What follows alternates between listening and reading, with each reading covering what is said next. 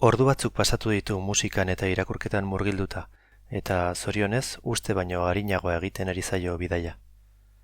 Kalkulatu du 2 ordu barru Parisen izango dela, Montparnasseko estazioan. Leku horrek urduri jartzen du. Bai joatean, bai itzultzean. 2015ean atentatu ditxosozkoek Frantzia eta zehatzago Paris kolpatu zutenetik dena aldatu da.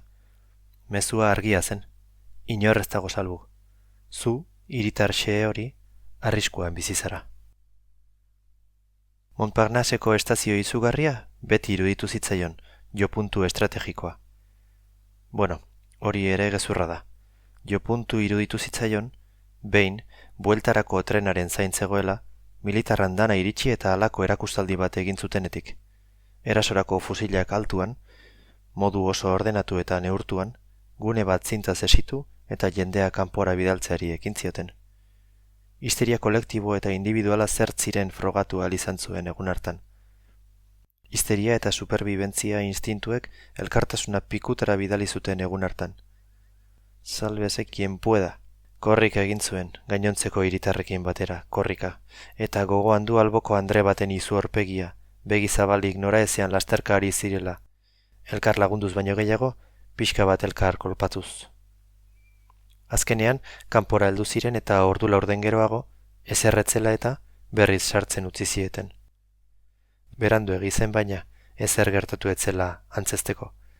Izua gorputzera sartzen dizutenean, zirujauaren bisturiaren prezisiorekin antolatutako jokaldi batean, ez da berehalakoan ateratzen.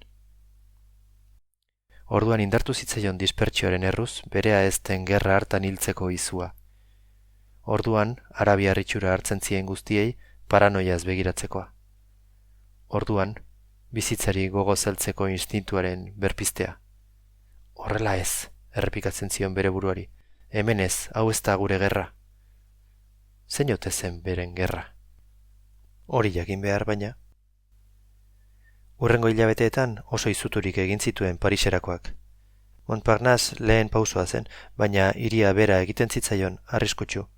Esaterako, behin, gaur egingo duen bezala, metroa hartu zuen Port d'Orléansera. Aldi hartan, musika entzuten zijoan, eta geltoki batean 2 tipo igo ziren. Bere begirada zuri izutitik, arabiarrak eta, beraz, islamiarrak iruditu zitzaizkion, eta beraz, horren atzetik erator daitezkeen atzizki guztiak, noski. Baina dena etzen bere buruan gertatu. Aurrean eseri zitzaion morroiari segituen nabaritu zioen jakaren azpian zerbait zeramala. Gorputzari lotutako txaleko bat, eta lepoaldean kable bat ikusi zion. Momentu horretan panikoa eta aurreritzirik eduki nahi eza jarri ziren talkan, eta talka horretan zaila da aurreritzirik ezak irabaztea. Hori gutxi ez, eta izerdi hotzak eta horrela ez, horrela izilko, errepikakorrak bere senetik ateratzen zutelarik, non ikusi zuen aurreko tipuak smartphonea boltsiko batean gorde eta beste mugikor ia analogiko horietako bat atera zuela. Nireak egin du, esaldia azaldu zitzaion, bigarrenez.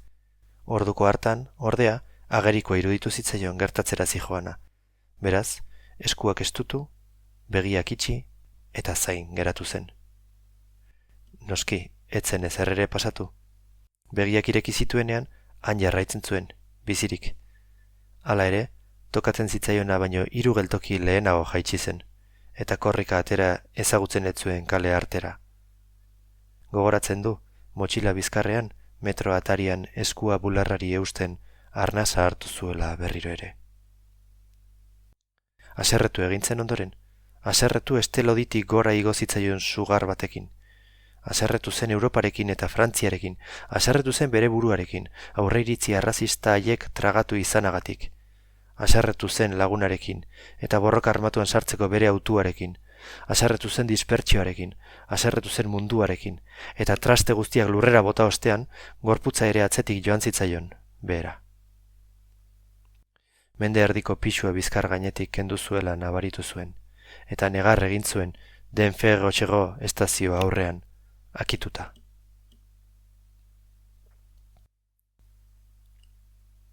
Ez du ondo oroitzen nola heldu zen kartzelara.